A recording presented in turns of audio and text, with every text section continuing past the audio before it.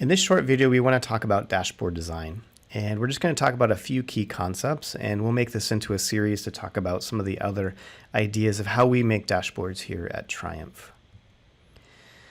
Our starting point is going to be this dashboard, and it's always important when we look at a dashboard to understand what is the story that we're trying to tell. A lot of times we might just think, hey, we're just trying to throw data on a screen or information on a screen, but it's really important to understand the story that we're trying to tell with the data. So in this case, we have a hypothetical report here that's looking at giving data compared to or contrasting around connection status within Rock. And so we're looking in our first chart, we're showing like amounts of giving by connection status. And there's a whole bunch of other connection statuses kind of rolled up in this other category. And then over here, we're showing you the number of families or individuals that fall with those connection statuses and kind of contrasting, well, like how much do these connection statuses give, and then how many people are actually have that connection status. And so we're trying to tell a story, something around giving and connection status. Okay, so often the first step is just to get your data onto the screen, and that's kind of what we've done.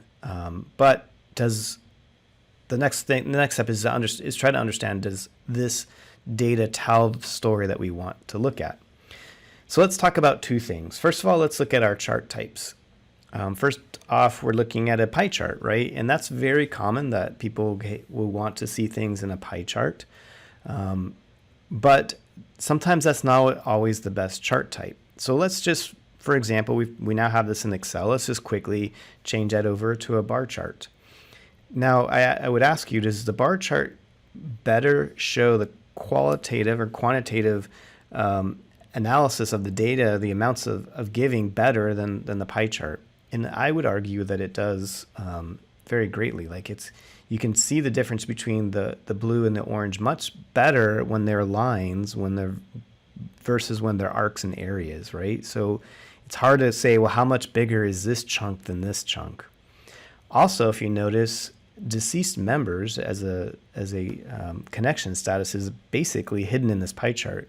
In fact, when originally working with this example, I just didn't even notice it was there. There's actually a very thin line if you look very carefully, because they do happen to ironically give a little bit. And over here, it's so small that the bar chart doesn't even show. But this bar chart, it's like a missing tooth, right? Like, how could you miss it? Over here, it's like you're definitely going to miss it.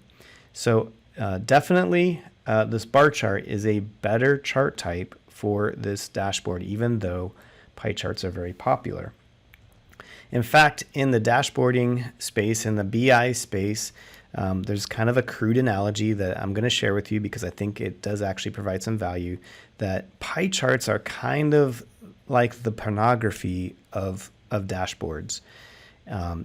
Everybody wants to look at it, but it's not good for you, and it doesn't show you the data accurately. So sorry it's crude, but I guarantee you one thing: you will not forget that, and you will never look at pie charts the same way. You always will look and say, well, is this really the best thing for my use case? Now, that's not to say that they're the worst type of chart. There's actually a worse type of chart than a pie chart, and it is called a donut chart. And this is very unfortunate because what's more often requested in a pie chart is a donut chart. They're just like the executive dashboards. They all want that because they're cool, right? But they're really terrible at presenting, analysis of which line is bigger. And there's a book that I love that talks about dashboarding. It's called Storytelling with Data. Great book. It's packed full of good thoughts. I love on page 65, the author says, with pies, we're asking our audience to compare angles and areas. That's not an easy thing. But with a donut chart, we're asking the audience to compare one arc length to another arc length.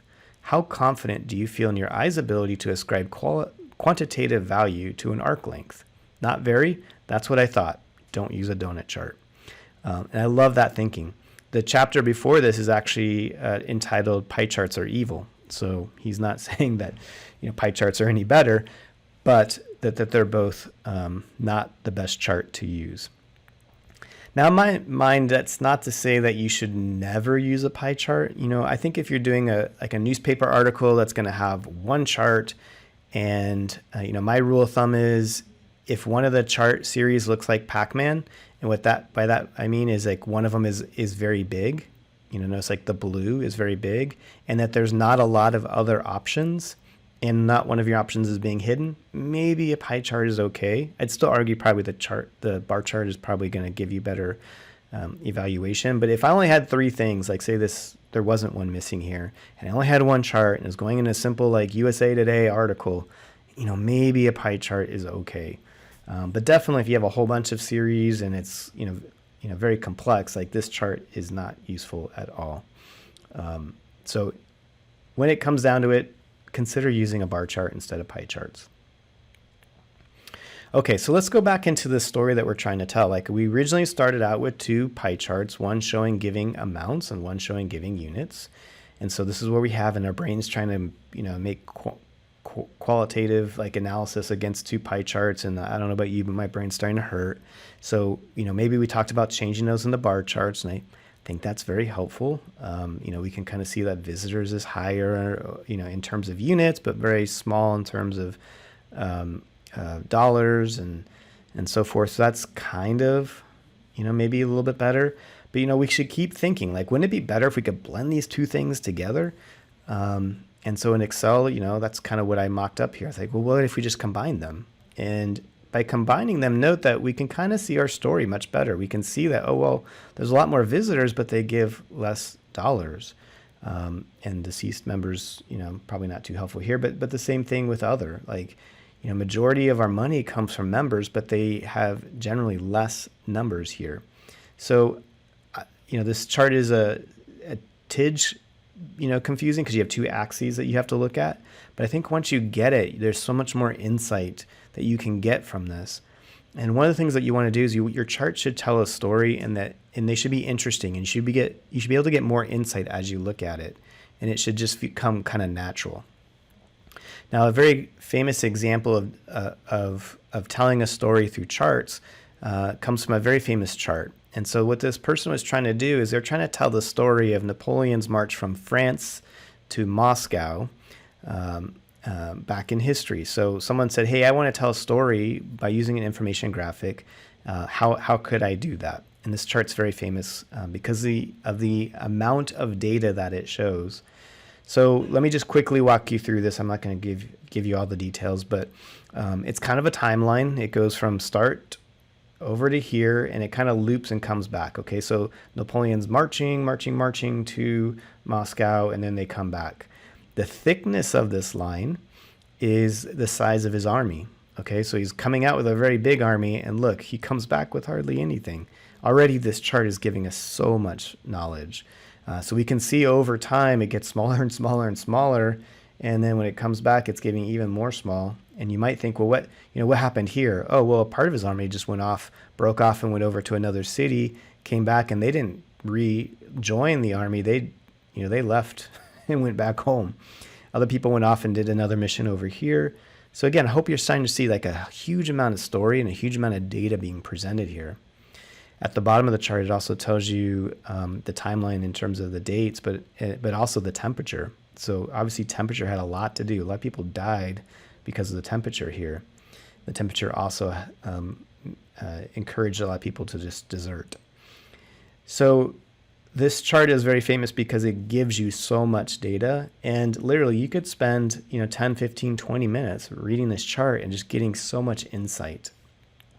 Kind of a hidden bit of insight into that is if you laid it over a map, these lines actually show you the actual journey on a map too. So not only is this going up telling you that this part of the army left, the main part, but they actually went up to a different city and came back.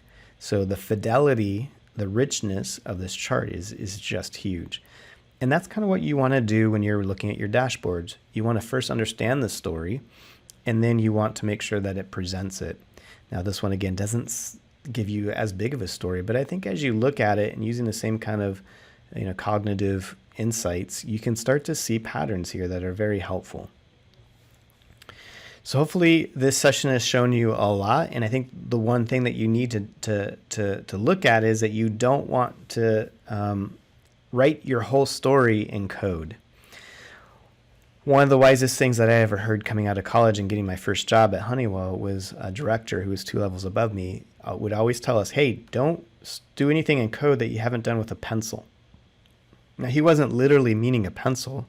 He was just meaning like a prototyping tool. So when you make dashboards, prototype in Excel because it's super fast, super easy to do. Don't start with code. Don't start with Lava. Don't start with blocks. Prototype in Excel. And then when you're done and your story's all drawn out, you have your little storyboard, then you can go put it into code. If you do it in Lava, you're going to waste a lot of time. And honestly, it's going to be a hindrance because it adds friction. And that means that you're probably not going to be doing your best work in terms of telling story. You're going to be doing the easiest work.